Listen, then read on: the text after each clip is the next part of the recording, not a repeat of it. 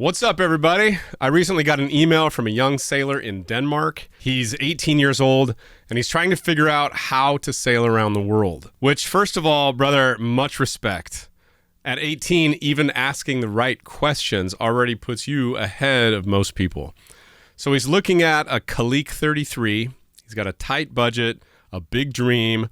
There's water damage involved. And he wrote something that really stuck with me. He said, "I'm all right with it not looking good as long as it works well. I'm on a very tight budget, so I can't have too many extra expenses coming up." And that sentence tells me a lot. It tells me he's not chasing Instagram. He's not trying to buy the idea of sailing around the world. He's trying to figure out how it actually works in the real world. And that's what I want to talk about today. So Simon, my man, first off, your goal right now is not circumnavigation.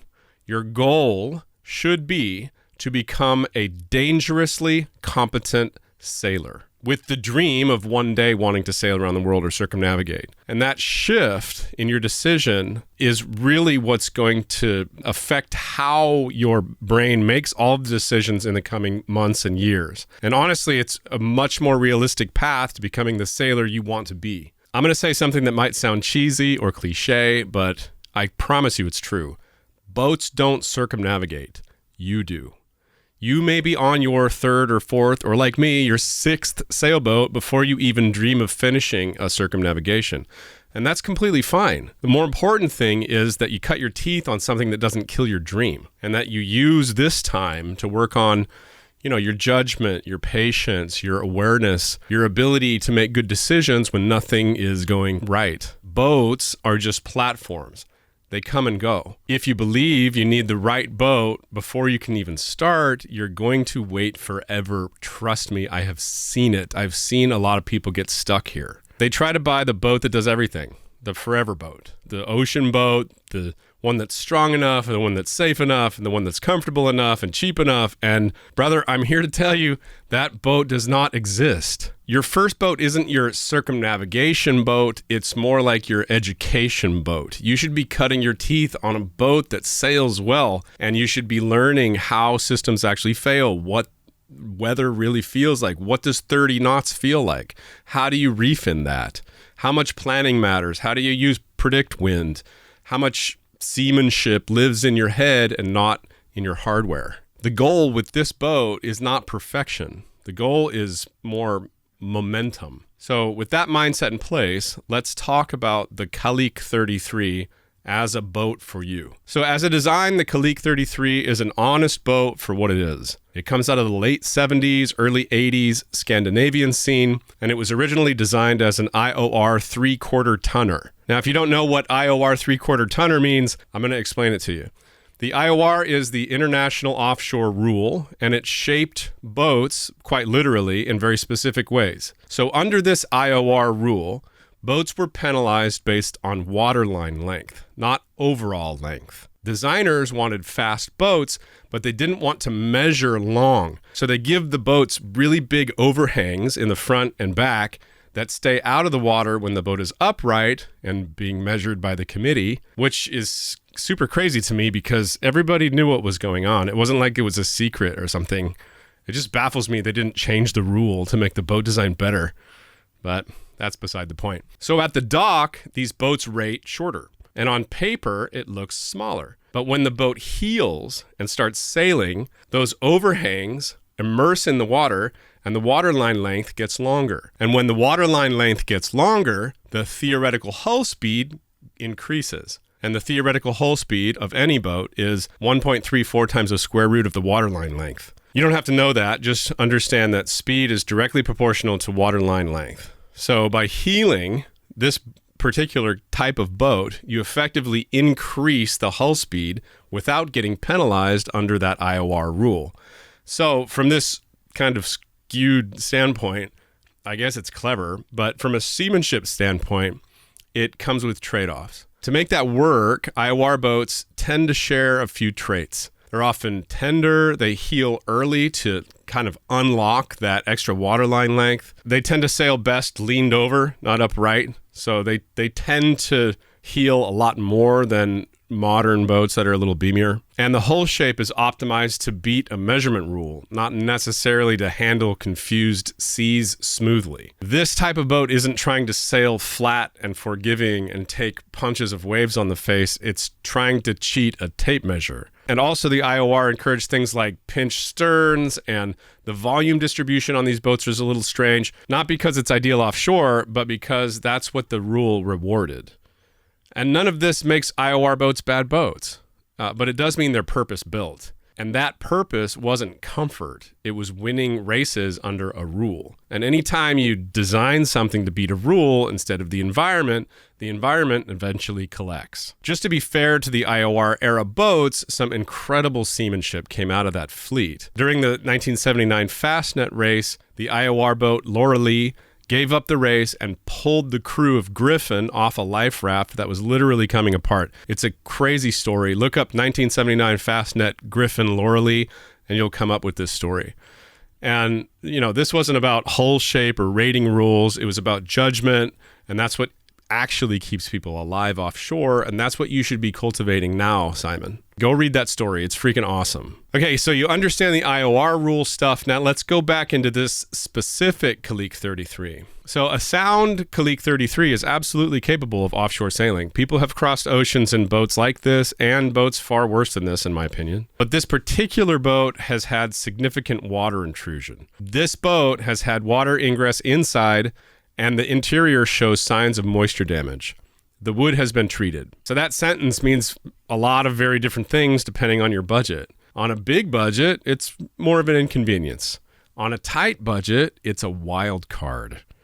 And water damage can be windows leaking, and especially in this case, it can be from the screwed on teak deck, which I'm betting needs to be torn up. It's already 45 years old. Teak decks don't last much longer than that. So the problem with this kind of deck is it's got, over 1,000 screws holding it on, and you'll have one of the screws that is leaking here, but it goes down under the teak and kind of moves over here and comes out over here and comes through the deck in another screw 10 feet away. I mean, I've had this happen on this boat I'm sitting on, and this isn't even a screwed down deck. But what this means for you and for this boat is you don't see the whole story. It's leaking in places behind the joinery and behind the wood where they routed all the wiring and plumbing, and wiring corrodes from the inside. So you're going to have all these wiring gremlins that creep up over the next years, and it's just going to be a constant nightmare for you. You're probably going to have to take that teak deck off. It's not going to be fun, bro. Then the water collects and it pools often where the bulkheads attach to the hull, because that makes like a natural little pool. And most of the bulkheads on these types of boats were made of plywood, and they suck up the water and soften at the bottom where you really can't see them. So when I see this boat, I see the potential for a deck replacement, bulkhead scarfing.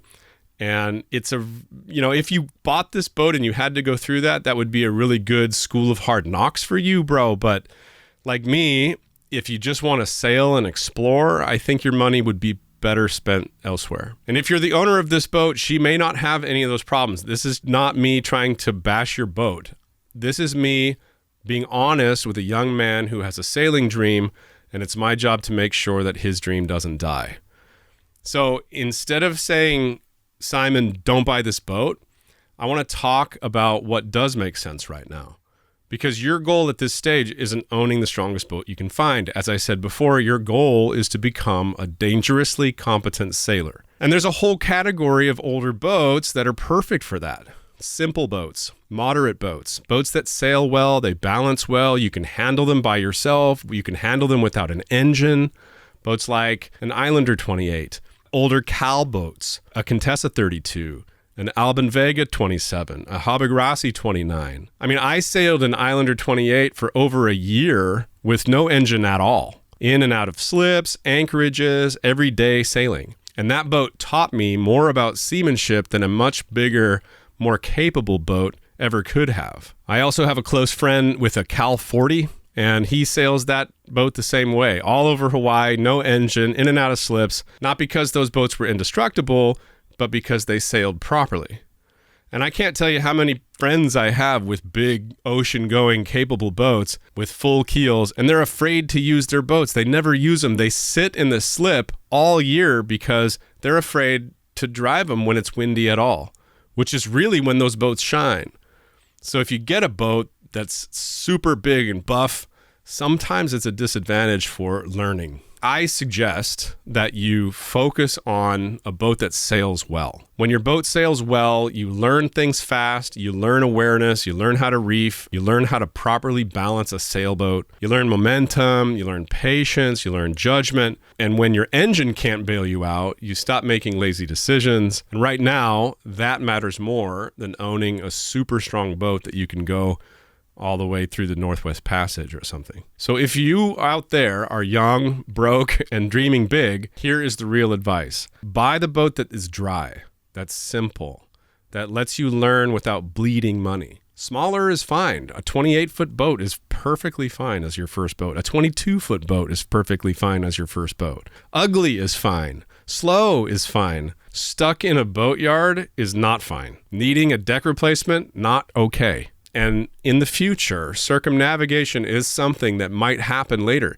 Or maybe, like me, somewhere along your sailing journey, you'll realize that my dream of circumnavigation, that's not really what I'm after. That's not really what I was ever after. I was after the freedom that this life has, that it's entrenched within this, and the learning experiences. Circumnavigation is so far off for me now.